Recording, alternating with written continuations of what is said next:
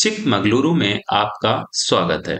एक ऐसी जगह जो कॉफी, शांति और मनमोहक प्राकृतिक दृश्यों के लिए जानी जाती है। कर्नाटका के वेस्टर्न घाट की तलहटी में बसा यह शहर अपने शांत कॉफी प्लांटेशन और धुंध से ढके पहाड़ों के लिए प्रसिद्ध है। यह जगह नेचुरल ब्यूटी, रिच हेरिटेज और शांत वातावरण का एक बेहतरीन संगम प्रस्तुत करती है। चिकमगलुरु की रोड कनेक्टिविटी अच्छी है, जिससे यहाँ पहुंचना बेहद आसान और इंजॉयबल हो जाता है। बेंगलुरु से इसकी दूरी लगभग 265 किलोमीटर्स है। नजदीकी इंटरनेशनल एयरपोर्ट मैंगलोर में स्थित है, जो चिकमगलुरु से लगभग 150 किलोमीटर्स दूर है। यह एयरपोर्ट उन यात्रियों के लिए सुइटेबल है जो भारत के अन्य हिस्सों या विदेश से यात्रा कर रहे हैं। आप ट्रेन और रोड से भी यहाँ विभिन्न नजदीकी जगहों से आसानी से पहुंच सकते हैं। शिमोगा 150 किलोमीटर दूर है और यहाँ ट्रेन व रोड दोनों सुविधाएं उपलब्ध हैं। हसन चिकमगलुरु से मात्र 60 किलोमीटर की दूरी पर स्थित है। कादूर 40 किलोमीटर की दूरी पर है, जहां से प्रमुख शहरों के लिए लगातार ट्रेन कनेक्टिविटी मिलती है। चाहे आप पहाड़ियों से होकर गाड़ी चला रहे हों या ट्रेन से यात्रा कर रहे हों, चिकमगलुरु की यात्रा उतनी ही सुंदर है जितना कि यह स्थान स्वयं। हमारी चिकमगलुरु यात्रा की शुरुआत होती है सुबह सुबह बेंगलुरु से। लगभग 265 किलोमीटर की दूरी पर स्थित यह शहर NH 75 से होकर पहुंचा जा सकता है। रास्ता मॉडर्न हाईवेज, हरियाली से भरे गांवों और घुमावदार पहाड़ी रास्तों का एक अच्छा कॉम्बिनेशन देता है। यह रोड ट्रिप हर तरह के यात्रियों के लिए अनुकूल है, चाहे आप पहली बार गाड़ी चला रहे हों या एक्सपीरियंस ड्राइवर हों। जैसे जैसे आप शहर से बाहर निकलते हैं, दृश्य अर्बन कायोस से बदलकर पीसफुल फार्म्स, नारियल के पेड़ों और दूर दूर तक फैले हिलॉक्स में कन्वर्ट हो जाता है। अप्रोक्सीमेटली 85 किलोमीटर चलने के बाद हम रुकते हैं तुमकुर के पास स्थित फूड कल्चर रेस्टोरेंट में, जो बेंगलुरु चिकमगलुरु हाईवे पर एक फेमस प्लेस है। यह रेस्टोरेंट स्वादिष्ट लोकल मील्स सर्व करता है और इसकी क्लीन एंड ब्यूटीफुल एम्बियंस यात्रा को और इंजॉयबल बना देती हैं। यहाँ एक आदि योगी जी की बड़ी सी मूर्ति है, जो इस जगह को आध्यात्मिक स्पर्श भी देती है और एक सुंदर फोटो स्टॉप भी बनाती है। यह जगह खाने, फ्रेश होने और परिवार के साथ कुछ वक्त बिताने के लिए परफेक्ट है। रास्ते में कई पेट्रोल पंप्स भी मिलते हैं, जहां आप फ्यूल रिफिल कर सकते हैं, टायर प्रेशर चेक कर सकते हैं और फटीग से बचने के लिए स्मॉल ब्रेक्स भी ले सकते हैं। जैसे जैसे हम हसन डिस्ट्रिक्ट में पहुंचते हैं, रोड थोड़ा नैरो हो जाता है, लेकिन हरियाली और तापमान में गिरावट यात्रा को और प्लीजेंट बना देती है। एक सुझाव, अपने साथ एक फ्लास्क और कुछ कप जरूर रखें। जब आप किसी पहाड़ी व्यू पॉइंट या रोड साइड बेंच पर बैठकर गर्मा गर्म चाय या कॉफी पीते हैं और हवा में मिट्टी और यूकेलिप्टस की खुशबू महसूस करते हैं, तो यह अनुभव बेहद खास बन जाता है। जैसे ही हम चिकमगलुरु टाउन के पास पहुंचते हैं, हमें ठंडी हवा, ताजी मिट्टी और हरियाली की भीनी भीनी खुशबू स्वागत करती है। यह वेस्टर्न घाट्स की एक खूबसूरत शुरुआत होती है। चिकमगलुरु में स्टे के लिए मल्टीपल ऑप्शंस अवेलेबल हैं, जैसे कि होटल्स, हॉस्टल्स, होम स्टेज और रिसॉर्ट्स। यदि आप नेचर के करीब रहना चाहते हैं, तो कोई सीनिक होम स्टे या रिसॉर्ट चुनना एक बेहतरीन एक्सपीरियंस हो सकता है। जब आप रिसॉर्ट में चेक इन करके थोड़ा आराम करते हैं, तो आसपास की शांति और कॉफी की भीनी भीनी महक आपको एकदम तरोताजा कर देती है। हमारी पहली कल्चरल डेस्टिनेशन है वर्ल्ड ऑफ कॉफी म्यूजियम, जिसे कॉफी बोर्ड ऑफ इंडिया द्वारा ऑपरेट किया जाता है। यह म्यूजियम भारत में कॉफी की लिगेसी को बड़े ही रोचक तरीके से 17th सेंचुरी में इसकी शुरुआत से लेकर आज तक की जर्नी को डिस्प्ले करता है। यहाँ आपको पुराने coffee roasters, various bean types और इंटरैक्टिव एग्जिबिट्स देखने को मिलते हैं, जो बताते हैं कि कॉफी कैसे उगाई जाती है, प्रोसेस की जाती है और दुनिया भर में इसका आनंद कैसे लिया जाता है।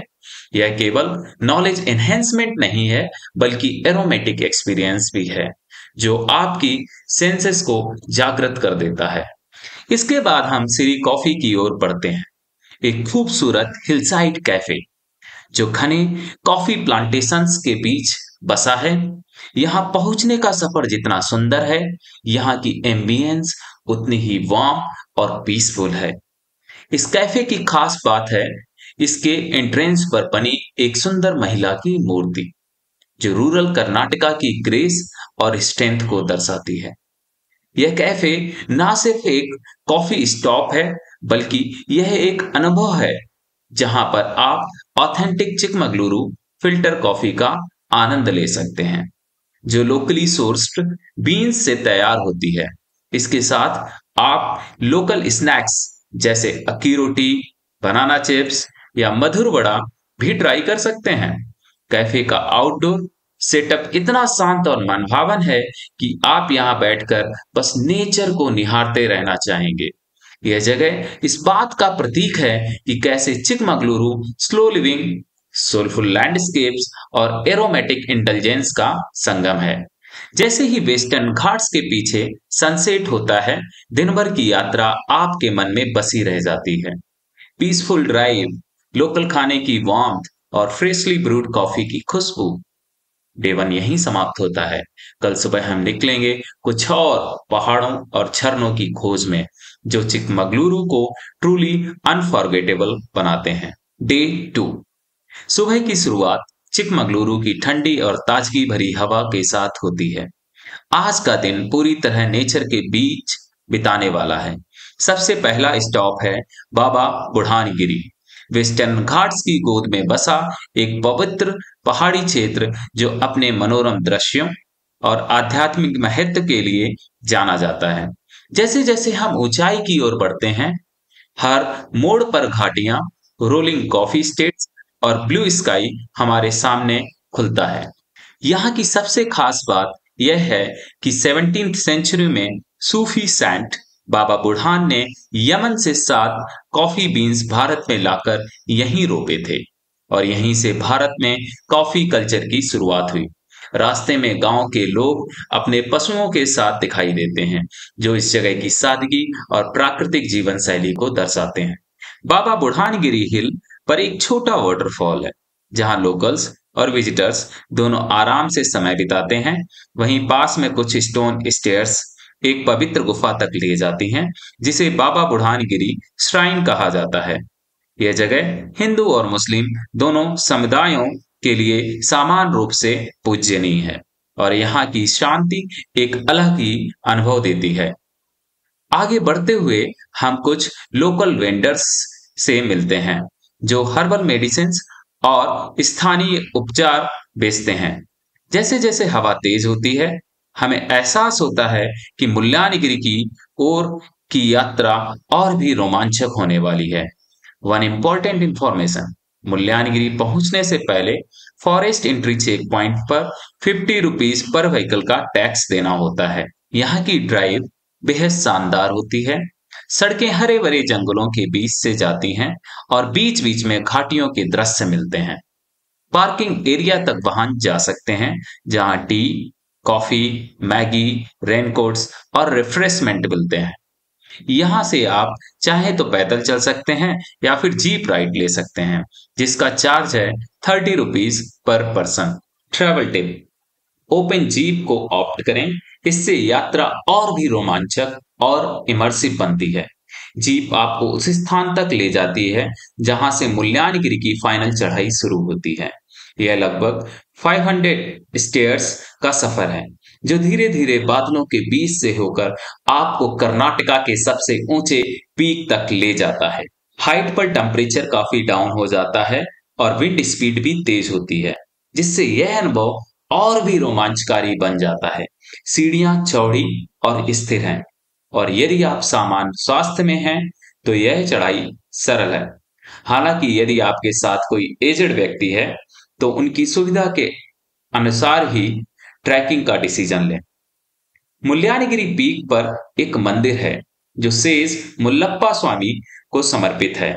यह न सिर्फ आध्यात्मिक रूप से महत्वपूर्ण स्थान है, बल्कि यहाँ बैठकर चारों ओर की घाटियां और पर्वतों को निहारना एक बेहद सुकून देने वाला अनुभव होता है। और हाँ, अब आप कर्नाटका की सबसे ऊंचे स्थान पर खड़े हैं। समय की कमी के कारण हमने उसी शाम वापसी का डिसीजन लिया।